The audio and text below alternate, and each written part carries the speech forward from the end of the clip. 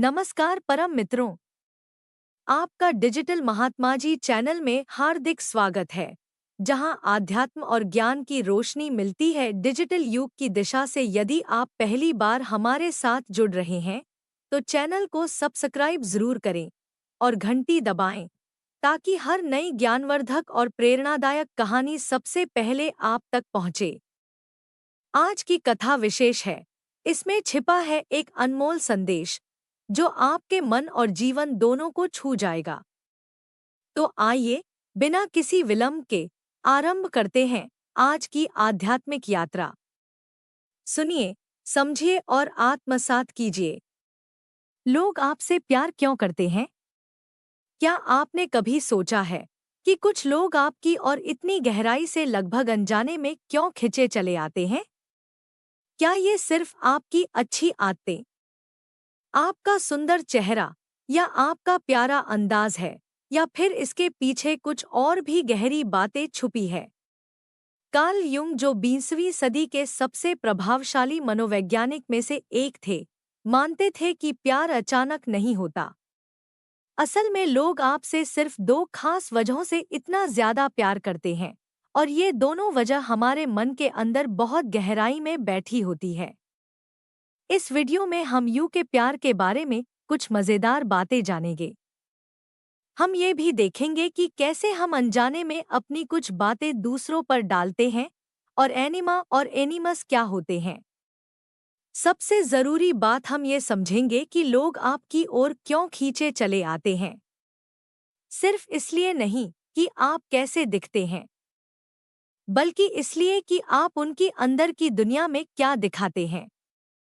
हम उन ताकतों के बारे में जानेंगे जो हमें प्यार करने के लिए खींचते हैं, और उन दो गहरी वजहों को समझेंगे कि कोई सच में आपसे इतना प्यार क्यों करता है। यह वजह सिर्फ ऊपरी तौर पर दिखने वाली बातों से कहीं ज्यादा गहरी है। यह हमारे मन की छिपी हुई बनावट को दिखाती है। चलिए अब शुरू करते हैं। हम अक्सर सोचते हैं कि प्यार एक जादू की तरह होता है, जो अचानक बिना किसी कारण के हो जाता है, जैसे कहीं से एक चिंगारी आई और प्यार हो गया। लेकिन कार्ल युंग का मानना था कि अचानक होने वाला प्यार भी एक अंदरूनी नियम के हिसाब से होता है। ये कोई तुक्का नहीं है, बल्कि हमारे अंदर का मन इसे बनाता है। जो हमें अचानक किसी से बहुत अच्छा लगता है, वो शायद ही कभी सच में अचानक होता है। यह उन ताकतों का नतीजा होता है जो हमारे अंदर सालों से बन रही होती है।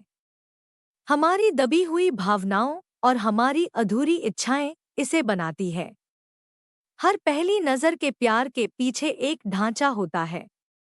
यह हमें कुछ खास लोगों की ओर खींचती है, और यहीं पर युंग प्रोजेक्शन की बात करते हैं। इसे ऐसे समझे कि सोचो तुम एक खाली डिब्बे हो। हर इंसान एक खाली डिब्बा है, लेकिन सबके डिब्बे में कुछ ना कुछ कमी होती है। किसी के डिब्बे में खुशी कम होती है, किसी के में हिम्मत, किसी के में प्यार। अब जब तुम किसी ऐसे इंसान से मिलते हो जिसका डिब्बा तुम्हारे डिब्बे की कमी को थोड़ा भर देता है, तो तुम्हें वो इंसान अच्छा लगने लगता है। तुम्हें लगता है कि अरे वाह, इसके पास तो वो चीज़ है जो मेरे पास नहीं है।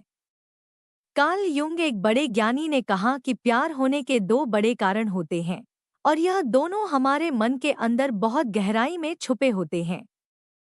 पहला कारण, जब कोई तुम्हारे अंदर की कमी को दिखाता है। मान लो तुम बहुत शांत रहने वाले बच्चे हो, हमेशा चुपचाप एक कोने में बैठे रहते हो, तुम्हें लगता है कि तुम थोड़े बोरिंग हो। फिर तुम्हारी दोस्ती एक ऐसे बच्चे से होती है जो बहुत मस्तीखोर है, हमेशा उछलकूद करता रहता है और सबको हंसाता रहता है।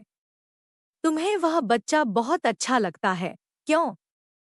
क्योंकि उसके पास वो मस्ती और खुशी है जो तुम्हें अपने अंदर थोड़ी कम लगती है। असल में तुम उस बच्चे में अपनी उस इच्छा को देख रहे हो कि तुम भी थोड़े मस्तमौला बनो। तुम्हें लगता है कि वो बच्चा तुम्हें वो कमी पूरी कर देगा। ये एक तरह का प्रोजेक्शन है। तुम अपनी दबी हुई इच्छा को उस बच्चे में देख रहे हो। प्यार में भी ऐसा ही होता है। तुम्हें कोई ऐसा इंसान मिलता है जो तुम्हें वो सब देता है जो तुम्हें अपने अंदर थोड़ा कम लगता है। हो सकता है वो बहुत हिम्मत वाला हो और तुम्हें लगे कि तुम्हारे अंदर थोड़ी डरपोक पर है। तुम्हें उसकी हिम्मत अच्छी लगती है और तुम उसकी ओर खींचे चले जाते हो। दूसरा कारण, जब कोई तुम्हारे अंदर की दबी हुई तस्वीर जैसा दिखता है। हर बच्चे के मन में एक हीरो या हीरोइन की तस्वीर होती है। हो सकता है तुमने कहानियों में किसी बहुत बहादुर राजकुमार या बहुत प्यारी राजकुमारी के बारे में सुना हो। वो तस्वीर तुम्हारे मन में कहीं छिप जाती है जब तुम बड़े होते हो और किसी ऐसे इंसान से मिलते हो जो उस राजकुमार या राजकुमारी की तुम्हारी अंदर की तस्वीर से थोड़ा भी मिलता जुलता है। तो तुम्हें लगता है कि जैसे तुम उसे पहले से जानते हो। तुम्हें उससे मिलकर बहुत अच्छा लगता है। एक अजीब सा अपनापन महसूस होता है। कार्ल युंग ने इसे एनिमा लड़कों के अंदर की लड़की की तस्वीर और एनिमस लड़कियों के अंदर के लड़के की तस्वीर कहा था। ये तस्वीर हमारे पहले रिश्तों जैसे मम्मी पापा के साथ और कहानियों से बनती है। जब तुम्हें कोई ऐसा इंसान मिलता है जो तुम्हारी इस अंदर की तस्वीर से मेल खाता है तो तुम्हारा मन उसे तुरंत पसंद करने लगता है। तुम्हें लगता है कि यही वो खास इंसान है जिसकी तुम्हें तलाश थी। प्यार की शुरुआत में क्या होता है? जब हमें किसी से प्यार होता है तो हमारी आंखें सिर्फ अच्छी अच्छी चीजें देखती है। जैसे जब तुम कोई नया खिलौना खरीदते हो तो तुम्हें उसमें कोई कमी नहीं दिखती। प्यार में भी ऐसा ही होता है। हमें उस इंसान की कमियां नजर नहीं आती या हम उन्हें अनदेखा कर देते हैं। क्यों? क्योंकि हम उस पर अपनी सपने वाले इंसान की तस्वीर को डाल रहे होते हैं। हमें लगता है कि वो बिल्कुल वैसा ही है जैसा हमने हमेशा चाहा था। फिर गड़बड़ कहाँ होती है? गड़बड़ तब होती है जब धीरे धीरे हमें उस इंसान की असली पहचान दिखने लगती है, जैसे तुम्हारे नए खिलौने में धीरे धीरे कुछ कमियां दिखने लगती है। प्यार में भी ऐसा ही होता है। हमें पता चलता है कि वो इंसान बिल्कुल वैसा परफेक्ट नहीं है जैसा हमने सोचा था। हमारी बनाई हुई सपने वाली तस्वीर टूटने लगती है। अगर हमारा प्यार सिर्फ उस तस्वीर पर टिका हुआ था तो रिश्ता कमजोर पड़ने लगता है और टूट भी सकता है। असली प्यार क्या होता है? असली प्यार तब होता है जब तुम किसी को उसकी अच्छाइयों और बुराइयों के साथ पसंद करते हो।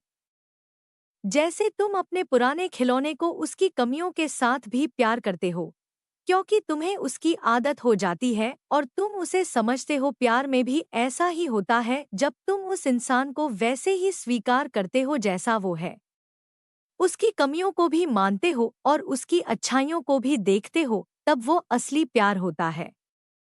तो प्यार होने की शुरुआत में ये प्रोजेक्शन और अंदर की तस्वीरों का बहुत बड़ा रोल होता है। ये हमें किसी की ओर खींचता है क्योंकि हमें लगता है कि वह हमारी कुछ कमी को पूरा करेगा या हमारे सपने जैसा होगा। लेकिन एक मजबूत और सच्चा प्यार इन सब से आगे बढ़कर उस इंसान की असलियत को अपनाने पर बनता है। क्योंकि आखिर में सबसे गहरा प्यार सही इंसान को खोजने के बारे में नहीं है। ये अपने आप के उन हिस्सों को जगाने के बारे में है जो देखे जाने का इंतजार कर रहे थे। आप सिर्फ दूसरों से प्यार नहीं करते, आप अपने उस रूप से प्यार करते हैं जिसे वे आपको खोजने में मदद करते हैं। यू के नजरिए से प्यार को समझना ये दिखाता है कि ये कभी भी सिर्फ दूसरे इंसान के बारे में नहीं होता। ये हमेशा खुद की ओर वापस जाने की एक यात्रा होती है। तो अगली बार जब कोई आपसे प्यार करे या आप किसी और की ओर गहरी खिंचाव महसूस करें, तो खुद से पूछे, आत्मा का कौन सा हिस्सा अभी जाग रहा है? अगर इस वीडियो ने आपको प्यार और जुड़ाव के अपने अनुभवों पर सोचने पर मजबूर किया, तो अपनी बातें कमेंट में जरूर लिखें। तो प्रिय साधकों, यह थी हमारी आज की रोचक कथा। आशा करते हैं कि आपको यह यात्रा मन को छूने वाली और आत्मा को शांति देने वाली लगी होगी। कृपया हमें कमेंट करके बताएं कि यह कहानी आपको कैसी लगी। आपकी राय हमारे लिए आशीर्वाद के समान है।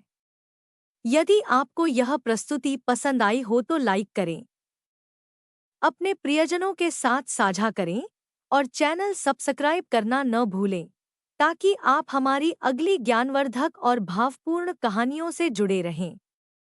तो आइए अगले वीडियो में मिलते हैं, एक नई रोशनी, नई सोच और नई प्रेरणा के साथ। धन्यवाद और शुभकामनाएं।